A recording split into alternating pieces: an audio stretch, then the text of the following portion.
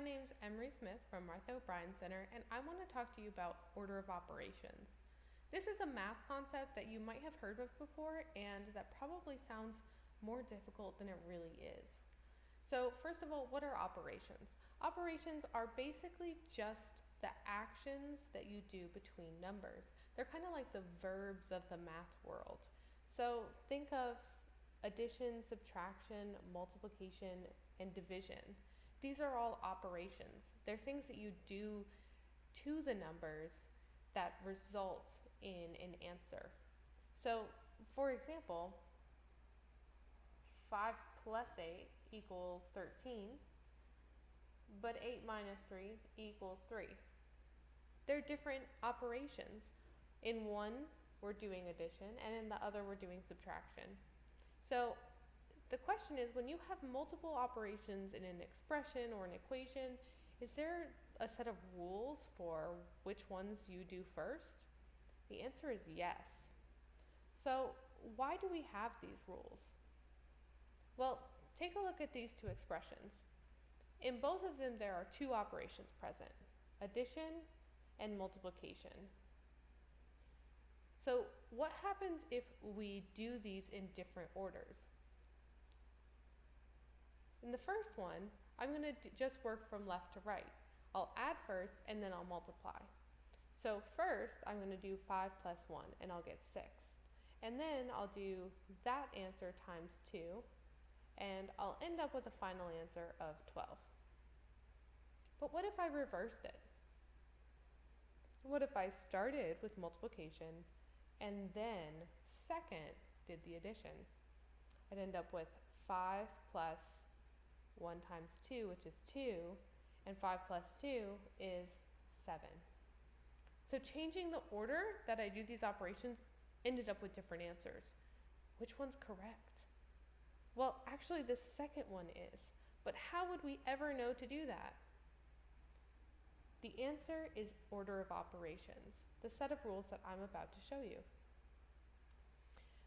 One common way to think of order of operations, or how to remember which order to do operations in, is called PEMDAS. It's an acronym, and it stands for parentheses, exponents, multiply or divide, and add or subtract. So what this means is that when you see parentheses, you do what's in the parentheses first, then you solve any exponents, which, remember, an exponent, for example, 4 to the power of 2 is when you take the number and you multiply it by itself the number of times that is indicated in the exponent. So in this case, I would multiply 4 by 4. You can also just plug it into your calculator as 4 to the power of 2. So first our parentheses, then our exponents, then multiply or divide, and then add or subtract. This might still be a little bit confusing, so let's do some examples.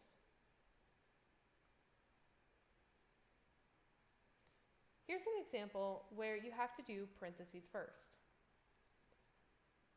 So to solve this problem, I like to do my math problems kind of in steps. I kind of work through the problem line by line, and I go through a new line when I have solved one section of the line before it. So 3 times 3, I'm going to do first because it's in parentheses. Then I'm going to write my division sign that just carries down, and then I'm going to do 8 minus 5, which is 3. So now I have 9 divided by 3, and my final answer is going to be 3. How about exponents? So here we have 4 to the power of 2 plus 6 to the power of 2. So 4 to the power of 2 is 16, and 6 to the power of 2 is 36. Remember, all I'm doing is 4 times 4 and 6 times 6 to get those numbers.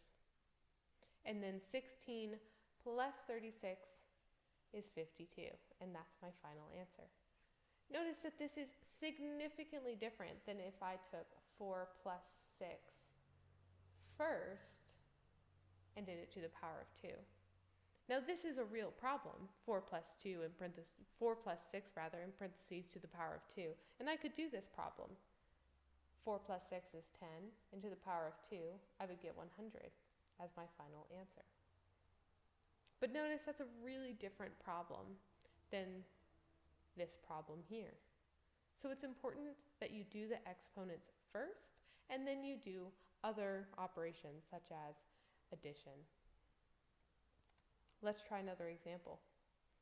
So here we don't have any parentheses, we don't have any exponents, but what we do have is we have division, addition, and multiplication. According to our lovely PEMDAS rules, we have to do multiplication or division before we do addition or subtraction.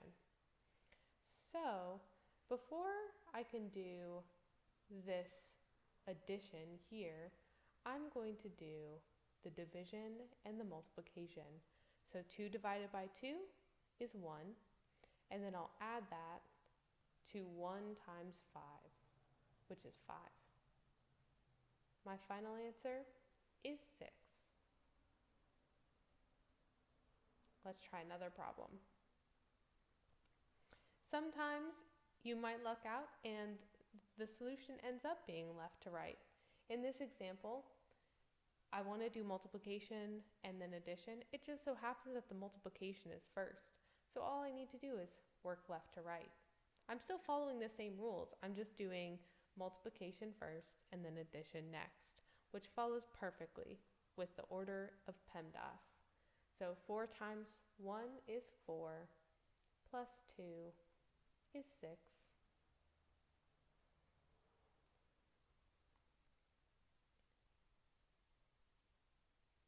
So let's say that I have a problem like this one, which is tricky for a couple of reasons. First of all, because I have some negative numbers in here. But second of all, I have parentheses, but I have multiple operations within these parentheses. Right here I have division and addition within the parentheses. So what do I do? Well, I'll follow PEMDAS within the parentheses. So the order of operations that I'll do within the parentheses will be the same as I would do if the parentheses weren't there. I'm going to do what's in the parentheses first, but I'm going to do division before I do the addition. So first of all, let's review a little bit with negative numbers. 14 minus negative 14, that's 2 negatives make a positive.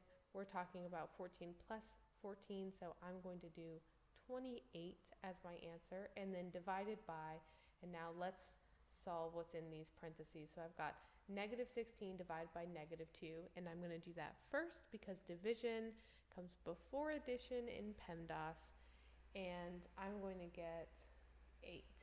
Positive 8 because a negative times a negative becomes a positive.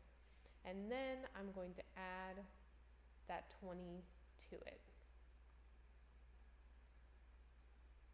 Now, I still need to finish what's in the parentheses before I can do this division. So I'm going to take one more step, and I'm going to take 8 plus 20. Once I've solved that, the parentheses can just disappear because I've figured out what's in it. And now I have 28 divided by 28. Turns out that this whole entire complicated thing, the answer is 1. So those are some examples with PEMDAS. If you have trouble remembering PEMDAS, I think it's pretty easy just to say PEMDAS and kind of fun because it's kind of a silly word. But if you have trouble remembering it, one easy acronym to use is Please Excuse My Dear Aunt Sally, which of course still stands for parentheses, then exponents, then multiply or divide, and then add or subtract. And that's order of operations.